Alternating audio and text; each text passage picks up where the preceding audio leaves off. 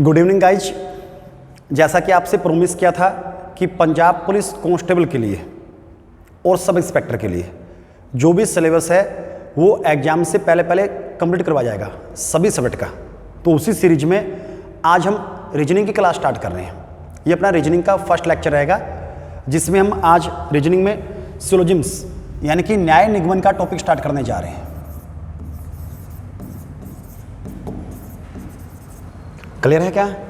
दिख रहा है सभी को भाई? यहां तक जो वर्डिंग है वो साफ दिख रही होगी बोर्ड पे। आगे देखिए, इसे बोलते हैं हम न्याय निगमन। न्याय निगमन कहा जाता है। तो इस टॉपिक में क्वेश्चन कैसे होते हैं मैं आपको हल्का सा एक पीडीएफ दिखा देता हूं ताकि आपको ये समझ में आए कि इस टॉपिक में क्वेश्चन आते कौन से, हम किस टॉपिक की बात कर रहे हैं। ठीक है, तो ये देखिए आराम से, अगर आप देख पा रहे हैं तो ये वो क्वेश्चंस हैं जो इस टॉपिक के होते हैं। ठीक है, आफ्टर लेक्चर जो है वो आपको ये पीडीएफ प्रोवाइड करवा दिया जाएगा व्हाट्सएप ग्रुप पे। ओके, तो इस टॉपिक के बारे में हम बात करने वाले हैं आज। अभी इस टॉपिक के बारे में हम बेसिक फैक्ट जो है वो सबसे पहले इस लेक्चर में क्लियर करेंगे। तो समझो इसमें क्या चीज़ होती है। देखो, इसमें इस टॉपिक को ख़त्म करने के लिए मैं आपको बिल्कुल नए तरीके से सिखा रहा हूँ कि आपको किसी प्रकार का कोई डायग्राम नहीं बनाना पड़ेगा। आपको डायग्राम की आवश्यकता नहीं पड़ेगा। बिना पेन यूज़ किए हुए, बिना कॉपी यूज़ किए हुए आप आराम से इसे बना पाएंगे। क्वेश्चंस को सेकंडों में आप आंसर दे पाएंगे बिना कॉपी पेन का यूज किए हुए। तो सबसे पहले जो इसका बेसिक है उसके ऊपर आप ध्यान दीजिएगा, बेसिक को अच्छे से समझ लीजिएगा। क्लियर है सबका? तो देखो शाबाश, आराम से बेसिक का सिस्टम क्या है। तो इसको लेके सबसे पहले 3 रूल होते हैं। आपको 3 रूल पे फोकस करना है। 3 रूल है, उन पे फोकस करना है। तो रूल नंबर फर्स्ट क्या कहता है? रूल नंबर फर्स्ट कहता है कि यदि कथन यानी कि स्टेटमेंट पॉजिटिव हो तो उससे निकलने वाला निष्कर्ष यानी कि कंक्लूजन, निष्कर्ष भी पॉजिटिव होगा। ये होते हैं। अगर कथन यानी कि स्टेटमेंट पॉजिटिव हो तो निष्कर्ष भी पॉजिटिव होगा, यानी कंक्लूजन भी क्या होगा? पॉजिटिव। कथन और निष्कर्ष की अगर मैं कहूं तो ये चीज हो रही है। देखो, जैसे कि इस क्वेश्चन में देखिएगा, यहां देख लीजिए, इसमें ये आपका स्टेटमेंट है। जैसे कि यहां पे ये 2 स्टेटमेंट दे रखे हैं, इनका जो कंक्लूजन होगा ये इन कंक्लूजन की बात हो रही है। एक हल्का सा अगर आपको मैं समझाऊं कि पॉजिटिव नेगेटिव का मीन क्या है, तो जैसे इस कंक्लूजन का ये 5वां कंक्लूजन है, 5th नंबर कंक्लूजन है, इसके स्टेटमेंट में यहाँ पर नो आ गया, यानी कि हिंदी में नहीं लिखा हुआ है, ये नेगेटिव होते हैं। जिसमें नोट आ गया, नो आ गया, वो क्या होते हैं? नेगेटिव होते हैं। जिनमें ये नहीं है, मतलब ये सभी कंक्लूजन क्या है? पॉजिटिव। ये सभी कंक्लूजन क्या है? पॉजिटिव। तो मैं आपको सिर्फ यहाँ पे ये समझा रहा हूँ कि पॉजिटिव वाले कौन से होते हैं, नेगेटिव वाले कौन से होते हैं। सिर्फ इतना उद्देश्य था अपना। आगे देखिए,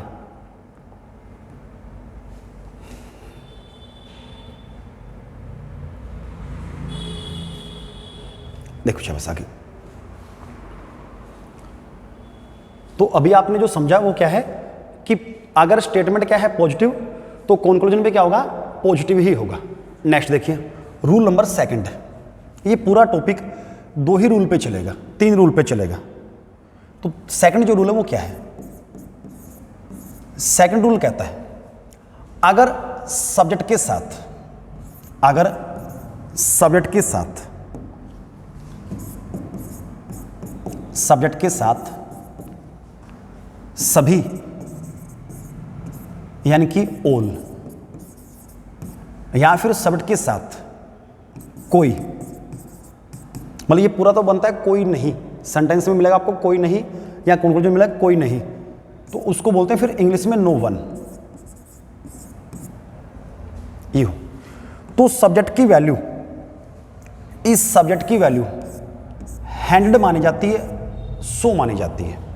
अगर सब्जेक्ट के साथ क्या आया हुआ है? सभी या फिर कोई वर्डिंग यूज कर रखी है, तो ऐसी कंडीशन में जो सब्जेक्ट है उस सब्जेक्ट की वैल्यू क्या मानी जाएगी? सो मानी जाएगी। आगे देखिए, इसी का अंदर सेकंड बात, अगर सब्जेक्ट के साथ कुछ आया हुआ है, अगर सब्जेक्ट के साथ क्या हुआ है? कुछ आया हुआ है, कुछ यानी कि सम, तो सब्जेक्ट की वैल्यू 50 मानी जाएगी। तो इस सब्जेक्ट की वैल्यू क्या मानी जाएगी? 50 मानी जाएगी। यानी सब्जेक्ट की दो वैल्यू होती है, एक तो 50, एक 100। सब्जेक्ट की वैल्यू 100 कब होगी? जब सब्जेक्ट के पहले सभी या फिर कोई लिखा हो, तब तो 100 वैल्यू होती है सब्जेक्ट की।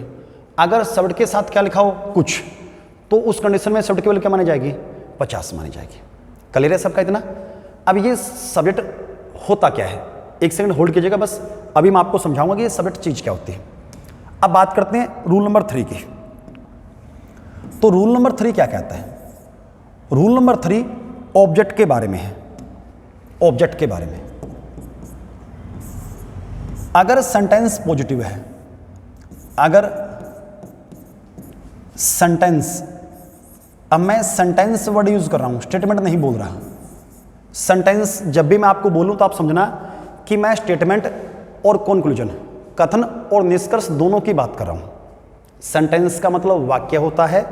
अगर मैं सेंटेंस वर्ड यूज कर रहा हूं तो मैं कोई ऐसी बात बता रहा हूं जो कथन और निष्कर्ष दोनों में कॉमन है, साझे, दोनों का जो सेम पैटर्न है, कॉमन बात है, वो मैं बता रहा हूं। मैं दोनों को लेकर बात कर रहा हूं। अगर मैं सेंटेंस वर्ड बोल रहा हूं तो मैं ये कह रहा हूं कि अगर सेंटेंस पॉजिटिव है,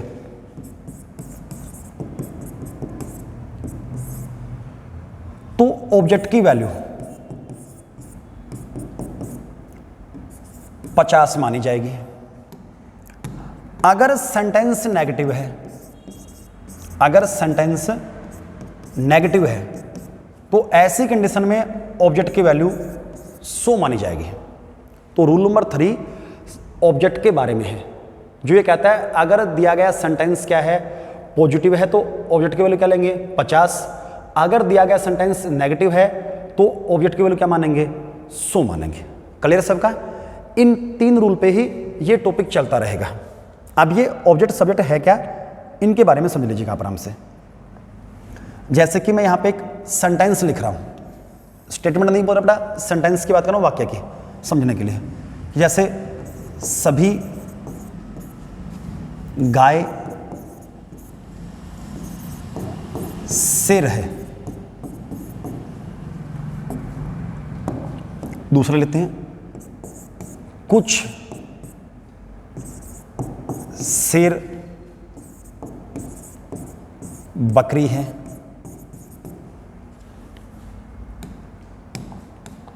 तीसरा लेते हैं, कोई बकरी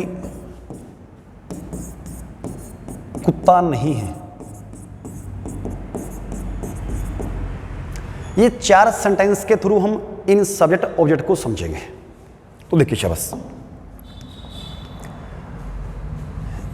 ये जो पहला सेंटेंस है, इसमें जो मेन वर्डिंग यानी जिनके बारे में, जिनके ऊपर फोकस करके में बताया गया है, एक तो गाय और एक शेर। एक तो क्या भाई? गाय और एक क्या है? शेर। ये वो मेन वर्डिंग मानी जाती है। ये जो सभी है कुछ, ये जो है ये एक्स्ट्रा वर्डिंग है, यहाँ पे ऐसे हम इसको बोल सकते हैं। तो गाय जो होती है ये हमारा सब्जेक्ट मानी जाएगी। क्या मानी जाएगी? सब्जेक्ट। और जो शेर है वो हमारा माना जाएगा ऑब्जेक्ट। सब्जेक्ट पहले आता है नॉर्मल इंग्लिश में, ऑब्जेक्ट क्या आता है बाद में। यहाँ पर शेर जो है वो सब्जेक्ट माना जाएगा क्योंकि पहले आया हुआ है। बकरी यहाँ पर क्या मानी जाएगी? ऑब्जेक्ट। बकरी क्या मानेंगे? ऑब्जेक्ट। यहाँ बकरी क्या है? सब्जेक्ट। और कुत्ता यहाँ पर क्या हो जाएगा? ऑब्जेक्ट। तो ये थे वो सब्जेक्ट और ऑब्जेक्ट। तो पहले सेंटेंस के बारे में बात करते हैं, सब्जेक्ट ऑब्जेक्ट की वैल्यू फिक्स कैसे करते हैं, सब्जेक्ट ऑब्जेक्ट की वैल्यू कैसे फिक्स करते हैं वो समझते हैं। तो गाय सब्जेक्ट है, गाय से पहले क्या हुआ है? सभी। अगर सब्जेक्ट से पहले क्या है? सभी आ जाए, सब्जेक्ट से पहले क्या आ जाए? सभी आ जाए, या फिर कोई आ जाए, तो सब्जेक्ट की वैल्यू कितनी मानेंगे? 100। तो गाय से पहले सभी आया हुआ है, तो इसीलिए गाय की वैल्यू कितनी हो जाएगी? 100 मानी जाए बेटा। इस गाय की वैल्यू 100 हो जाएगी। हम रूल नंबर 2 को इंप्लीमेंट कर रहे हैं। तो पहले सब्जेक्ट की बात करेंगे। यहां शेर आया हुआ है, शेर से पहले क्या लिखा हुआ है? कुछ।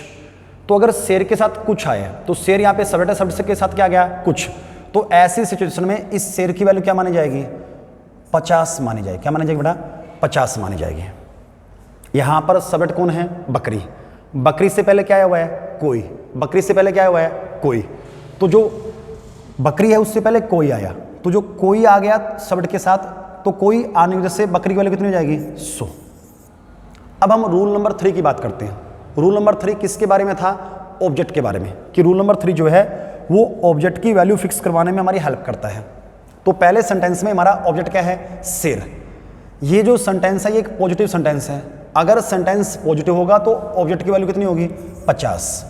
ये भी एक पॉजिटिव सेंटेंस है, तो यहाँ पर भी ऑब्जेक्ट की वैल्यू कितनी हो जाएगी? 50, यानी इस बकरी की वैल्यू कितनी हो जाएगी? 50।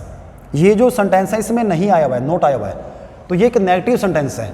अगर सेंटेंस नेगेटिव होगा तो ऑब्जेक्ट की वैल्यू कितनी हो जाएगी? 100 हो जाएगी। क्लियर है सबका? तो ये आज की बेसिक क्लास यहीं तक थी। कोई भी चीज़ आपके समझ में आई है तो आप मुझे कमेंट करें, मैं आपका रिप्लाई जरूर करूँगा। और कोई भी जानकारी आपको चाहिए तो आप हमें हमारे व्हाट्सएप नंबर पे मैसेज कर सकते हैं 9889276637। ये सेंटर का, आपके अपने श्री राम कोचिंग सेंटर का ऑफिशियल नंबर है। इस पे आप मैसेज छोड़ सकते हैं, कोई भी आपको जानकारी चाहिए तो।